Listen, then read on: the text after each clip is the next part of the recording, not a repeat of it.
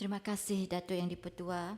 Assalamualaikum warahmatullahi taala wabarakatuh. Salam Malaysia Madani, salam Sabah Maju Jaya. Terlebih dahulu saya ingin merakamkan penghargaan kepada pihak kerajaan kerana telah membentangkan rang undang-undang perbekalan tambahan kurungan 2024-2025 yang amat penting bagi memastikan kelangsungan perbelanjaan kerajaan dalam menghadapi keperluan mendesak yang tidak dapat dielakkan. Seperti yang kita sedia maklum, perbekalan tambahan merupakan suatu perkara yang normal dalam sesebuah kerajaan yang dinamik. Ia adalah sebahagian daripada proses pentadbiran fiskal negara yang perlu diberi perhatian bagi menangani cabaran perbelanjaan luar jangka yang dihadapi oleh kementerian-kementerian yang terlibat. Keperluan untuk meluluskan perbekalan tambahan bukanlah suatu yang luar biasa kerana dalam realiti pentadbiran negara, keadaan politik, ekonomi dan sosial seringkali mengalami perubahan yang memerlukan kerajaan bertindak dengan lebih cepat dan fleksibel. Perbelanjaan tambahan ini tidak bermakna kerajaan gagal dalam merancang perbelanjaan asal. Sebaliknya, ia merupakan satu mekanisme bagi menyesuaikan peruntukan keuangan negara dengan keperluan semasa yang mendesak. Oleh itu, rang undang-undang ini bukan sahaja perlu diterima, malah disokong dengan penuh tanggungjawab agar kepentingan negara dan kebajikan rakyat terus terpelihara. Datuk Yang di-Pertua, salah satu faktor yang mendorong kepada keperluan pembekalan tambahan adalah dinamika dasar antarabangsa yang sering berubah-ubah. Dalam konteks ekonomi global, perubahan harga komoditi, ketidaktentuan geopolitik serta perkembangan teknologi moden telah memberi kesan langsung kepada perbelanjaan negara. Misalnya, kenaikan harga minyak dunia akibat konflik geopolitik telah meningkatkan kos subsidi bahan api yang ditanggung oleh kerajaan. Keadaan ini menyebabkan kerajaan perlu membuat peruntukan tambahan bagi memastikan harga barang api kekal stabil dan tidak membebankan rakyat. Selain itu, kesan perubahan iklim dan bencana alam juga boleh menjejaskan perancangan keuangan kerajaan. Tahun demi tahun, kita menyaksikan peningkatan bencana alam seperti kejadian banjir besar yang memerlukan peruntukan tambahan bagi tujuan pemulihan dan bantuan kecemasan.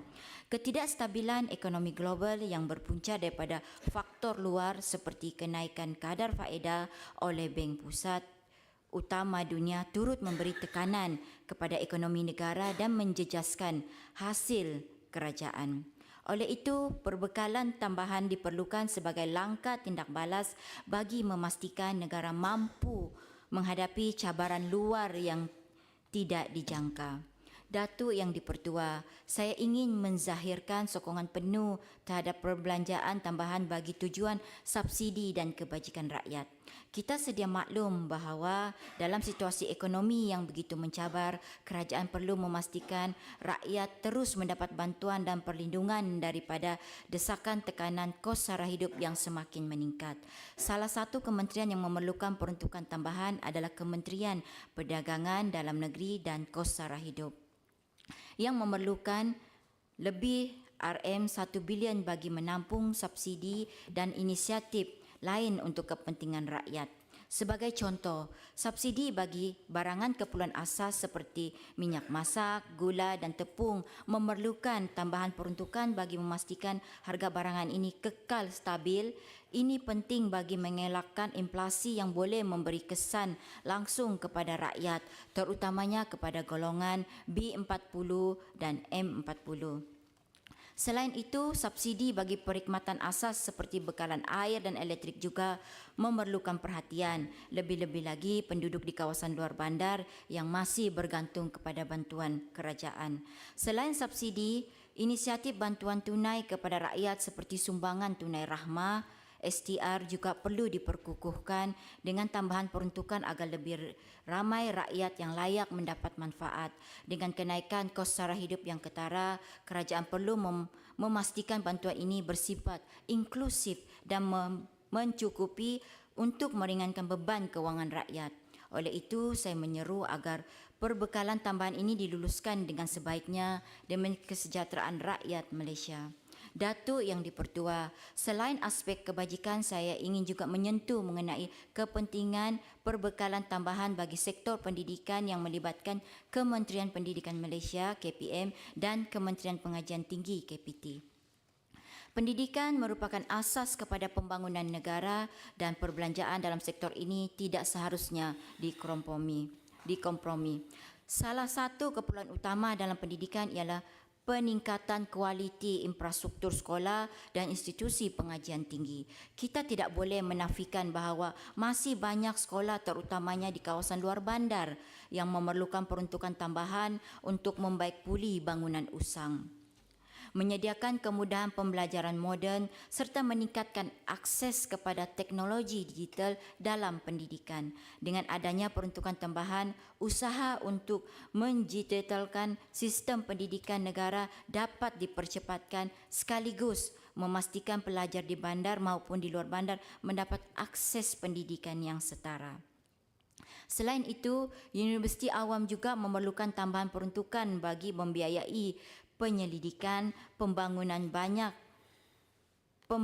program akademik yang lebih kompetitif serta kebajikan pelajar.